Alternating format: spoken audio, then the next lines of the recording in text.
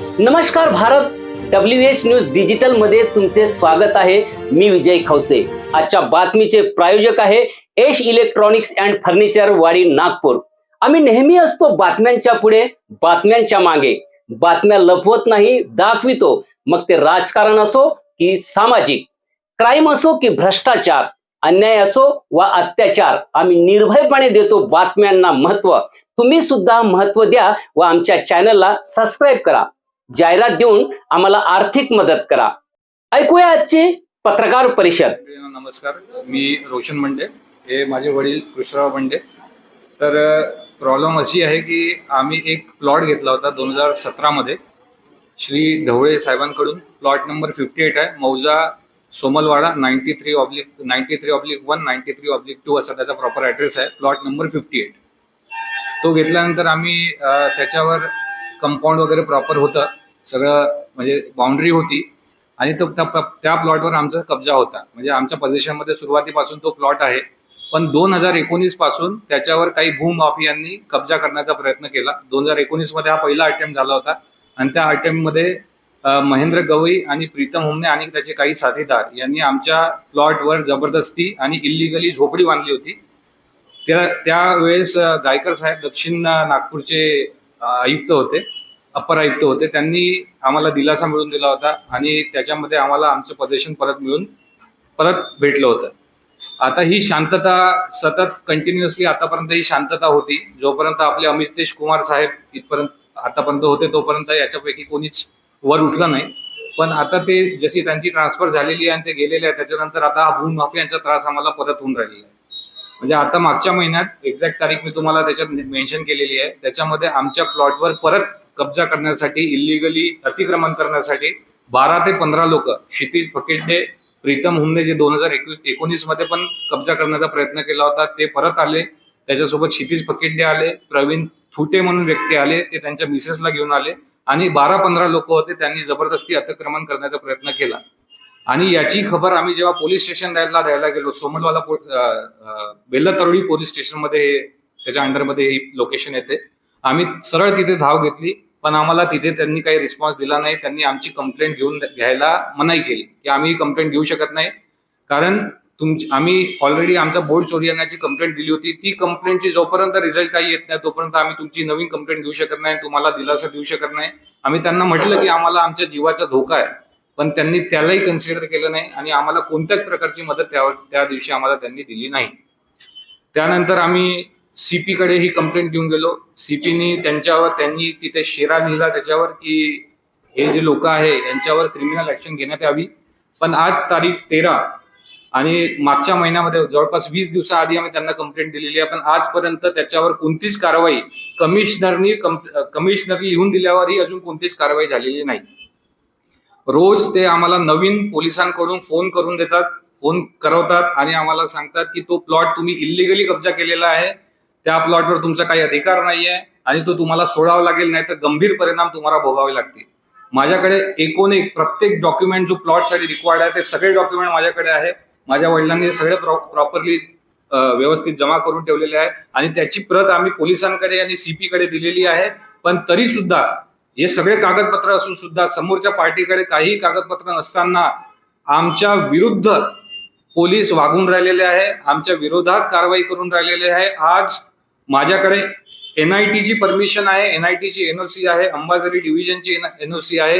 हे सगळं असून सुद्धा माझं बांधकाम मी तिथे सुरू केलेलं आहे. 22 जानेवारीला मी भूमिपूजन केलेलं आहे.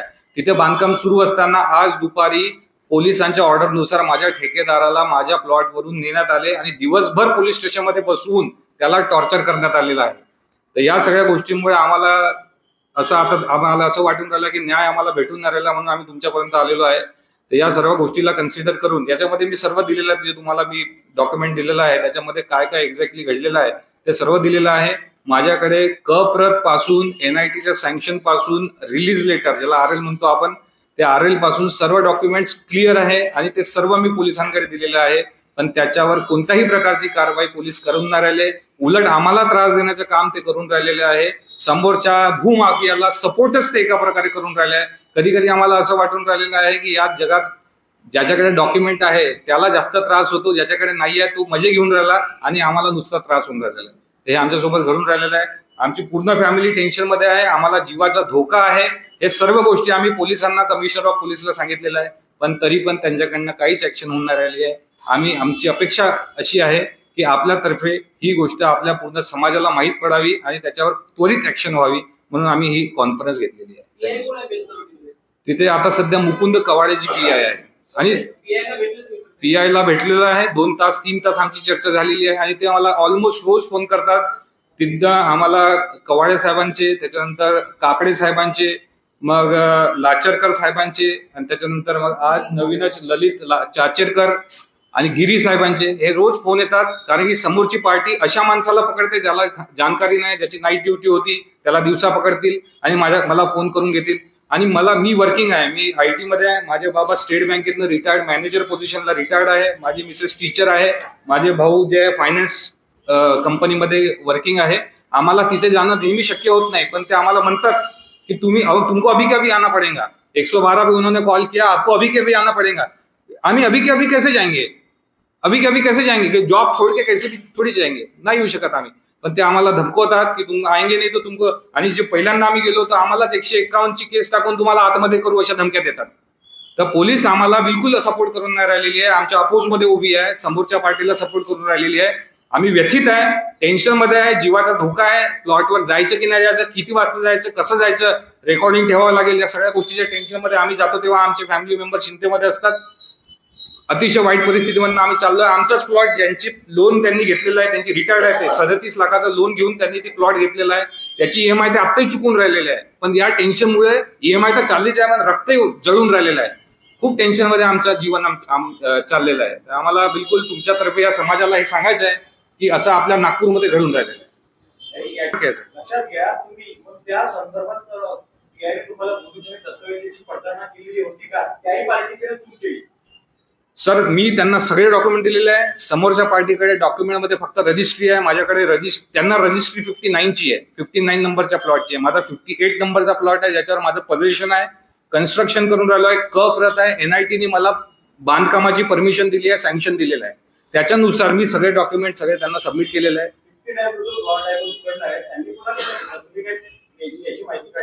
त्यांनी ज्यांचा 59 आहे त्यांच्या ओनर कडून त्यांनी घेतलेला आहे, पण माझं 58चं पोझिशन 2017 पासून आहे. ते 59चा त्यांचा विषय आहे, पण ते मला कॉन्फ्लिक्ट मध्ये टाकून त्या प्लॉटवर कब्जा करण्याचा ते प्रयत्न करतात. काही नाही असं. माझ्याकडे प्रत आहे, माझ्याकडे मोजणी आहे, माझ्याकडे आपलं RL आहे, त्याच्यामध्ये चतुर्सीमा पूर्ण मॅच होतात. तुम्हाला सगळे डॉक्युमेंट नाही, मी माझ्या डॉक्युमेंटची गोष्ट करतोय. माझ्याकडे सगळे डॉक्युमेंट्स आहे, मी सगळे डॉक्युमेंट्स पोलिसांना सबमिट केलेलं आहे. एक कॉपी CP साहेबांना दिलेली आहे. त्यांच्याशी जेव्हा संवाद झाला असेल, बघा लक्षात घ्या, तुम्ही आता एकदा बोलता, पोलिसांनी सुद्धा तुम्हाला बोलवलं असेल, त्यांचं सुद्धा ऐकलं असेल, पोलिसांनी तुमचं सुद्धा ऐकलं असेल, किंवा त्यांचं म्हणणं काय होतं? मी साहेब तुम्हाला एकच गोष्ट सांगतो, त्यांनी 2 महिने आधी रजिस्ट्री करून घेतलेली आहे.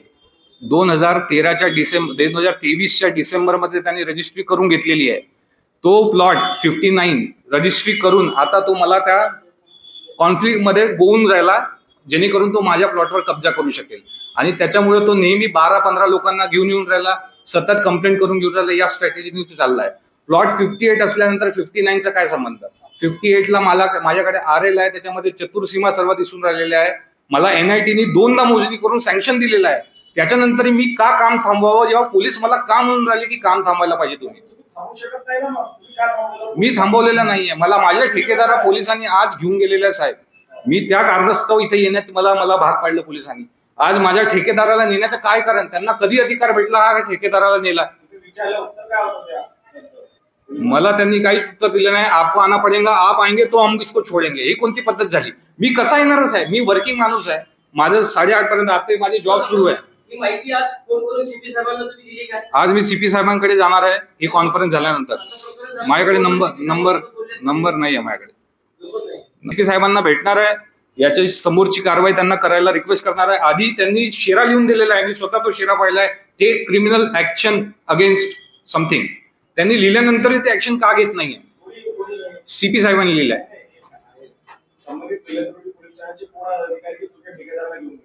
हा, नाव सांगतो मी तुम्हाला, ललित चाचेरकर. ते मला आयडिया नाही सर, PSI किंवा PI असतील, पण मला त्याचे आय एम नॉट शुअर. नाव मी दिलेलं आहे. मित्रांनो, बातमी बघितल्याबद्दल तुमचे धन्यवाद. ही होती आजची विशेष बातमी. पुन्हा भेटूया नवीन बातमी सोबत. तर WH न्यूज चॅनलला लाईक करा, सबस्क्राईब करा, फेसबुक इंस्टाग्रामवर फॉलो करा, जाहिरात देऊन आम्हाला आर्थिक मदत करा. धन्यवाद.